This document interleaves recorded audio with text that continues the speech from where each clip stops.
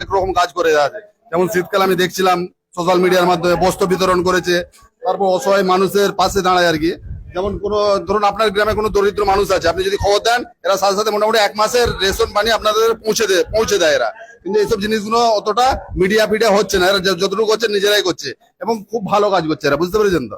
আমি নিজে দেখেছি তো, যেমন এই ইফতার রমজান মাসে সমস্ত প্রায় বাড়িতে বাড়িতে ইফতার পৌঁছে দেওয়া, ঈদের জামা দেওয়া, ও দরিদ্র মাসে পাশে দাঁড়ানো। হ্যাঁ, সেটা আপনার গ্রামেও যদি হয়, যদি আপনি খবর দেন, এরা সাথে সাথে 1 মাসের একটা অসহায় দরিদ্র বিধবা মেয়ের পাশে এরা দাঁড়াবে, যতটা পারবে 1 মাস 2 মাসের রেশন দিয়ে দিবে এবং আগামীকালও দিতে থাকবে, এমন, বুঝতে পেরেছেন? ঠিক আছে, আজকে আজকে এই বিশেষ করে চক্ষু শিবির এবং তার সাথে সাথে এক ফোঁটা মূল্যবান রক্তে একটা মুমূর্ষু রোগীর জীবন বাঁচাতে পারে, সেই কথা মাথায় রেখে এই রক্তদান শিবির, কি বলবেন?